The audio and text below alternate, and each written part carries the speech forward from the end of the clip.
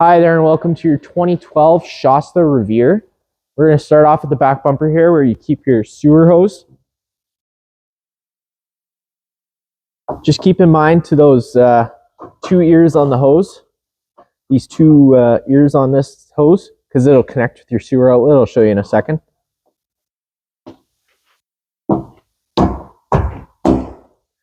Up from there, you do have an exterior shower.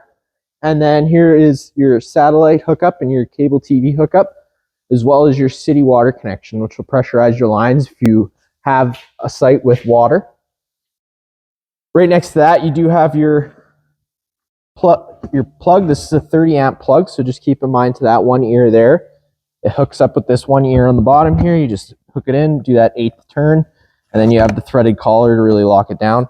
And if you follow that, here's your standard 30 amp plug. Goes to your standard. Most campsites should have this, but we do include a 15 amp adapter with this trailer. But with that 15 amp adapter, just keep in mind that you're running less power, so you won't be able to run things like your AC. Down from there, you have your sewer. There's those two ears I was talking about. They just hook on those two knobs. On your left is your black. On the left is your gray. On the right is your black. You're always going to want to do your black water first and then your gray water just to flush that hose out to keep any smell out.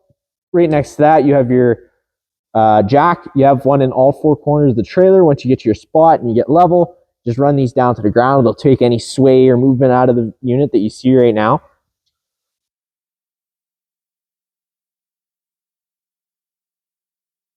Up front here, you do have your compartment where your battery disconnect is. With the battery disconnect on, the battery's connected. With the battery disconnect reading off, the batteries are disconnected. Here is the bar that you can use to run your jacks down to the ground, or you can get a attachment for a drill. The front of the unit, you have your propane tanks. Normally, you just turn these knobs, flip this cap open, but for this video, I'll just pull the lid right off. Whenever you're turning on a propane tank, make sure you look and see which tank you're choosing from. With the green line pointing this way, you're operating off this tank. If you turn the line to the other way, you're operating off the other tank. Turn the propane tank on, just like a barbecue at home. You just open this up all the way and you have propane running to the unit. Right here is where your battery is. You just undo that strap, take that lid off, and there'll be a battery in there. You do have a scare light in the front. There's another compartment, just storage on the other side. Here's this 15 amp adapter I was telling you about, as long as it just sits with this 25-foot water hose. Front door. Here's your hot water heater. So I'll go over running the hot water heater inside. I'm going to refer to a reset button. The button I'm talking to is just right here.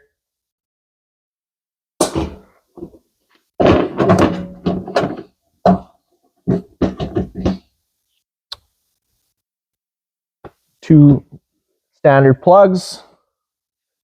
This compartment just leads to the bunk bed that's underneath. I guess you could use it for storage if you're ever in transit. And then at the back of the unit, you just have your spare tire and your black tank flush. The way the black tank flush works is if you use the unit a few times, you're noticing a sewage smell, you just open up your black valve to your sewer outlet while you're hooked up to a dump. Run a standard garden hose to this, turn it on, and it'll flush out any of that leftover debris inside the tank.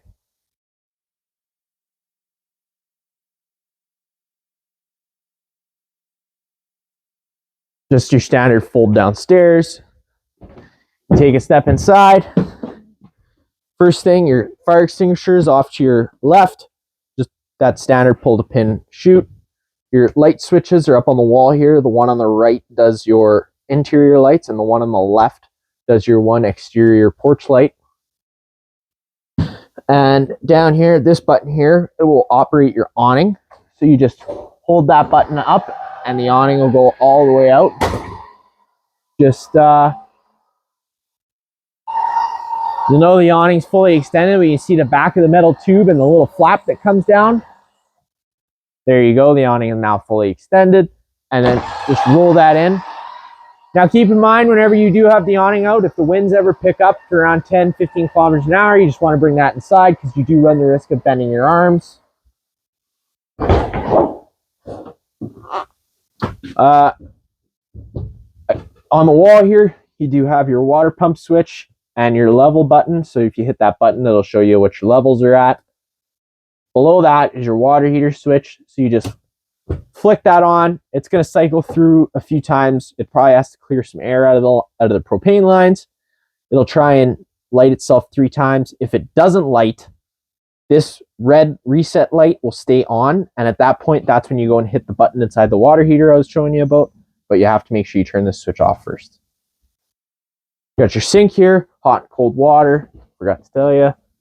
Your slide out button right here on the right next to your slide out switch. So once that slide out's fully extended, you're just going to hear some clicks of the motor. That's when you know you'll fully extend it. You don't want to hold it any longer than that.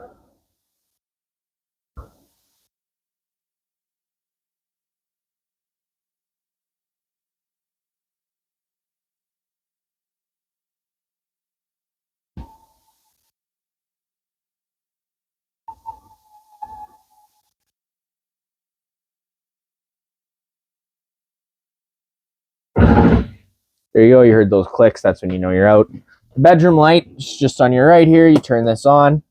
You do have blinds in here. It's just your standard household blinds. You can adjust the shade.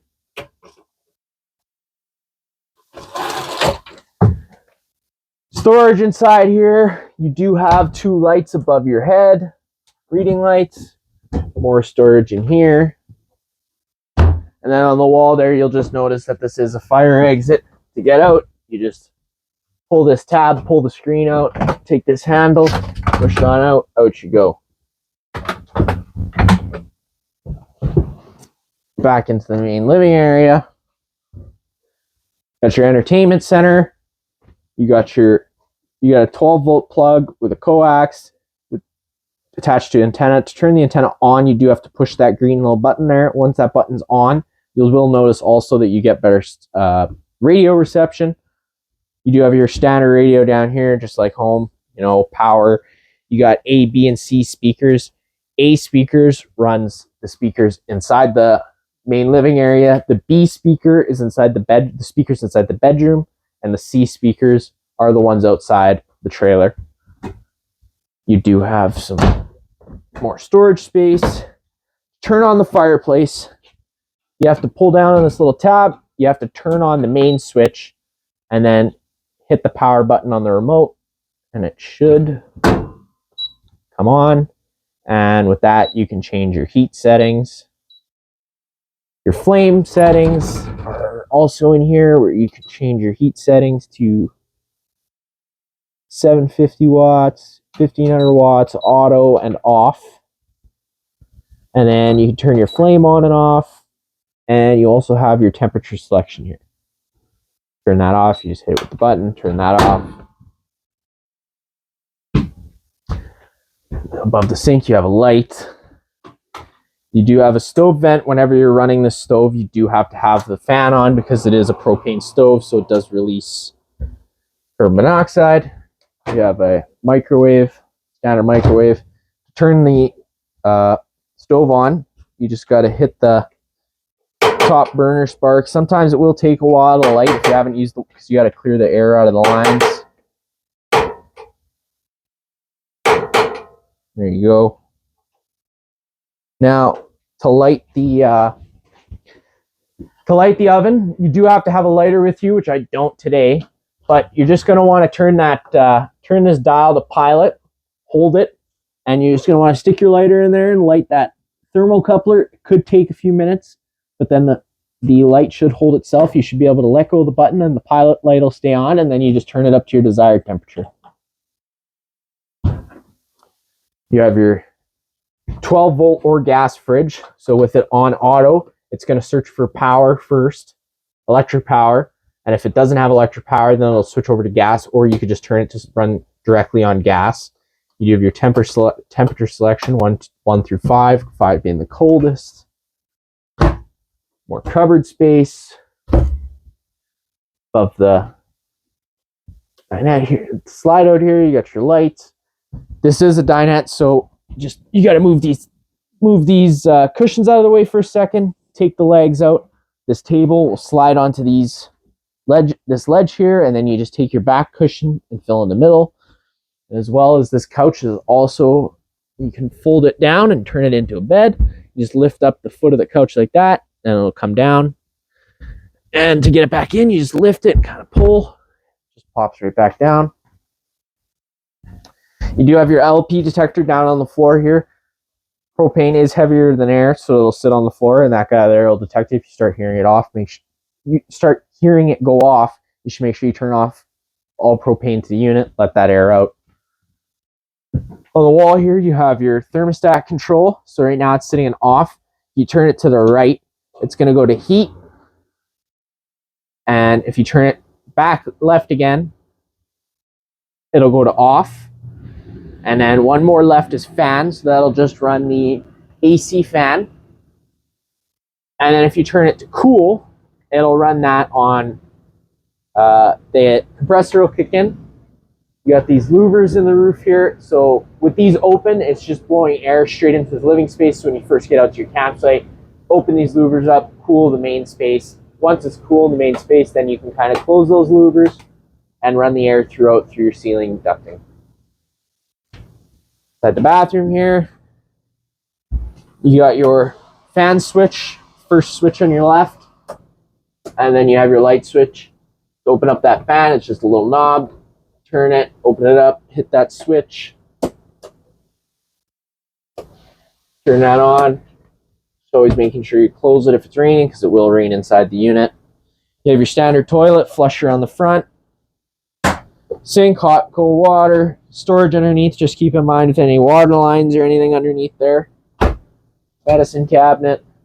And then you have a shower with a nice little head here with multiple options. And that's about it for this trailer here. If you have any other questions, feel free to give us a call.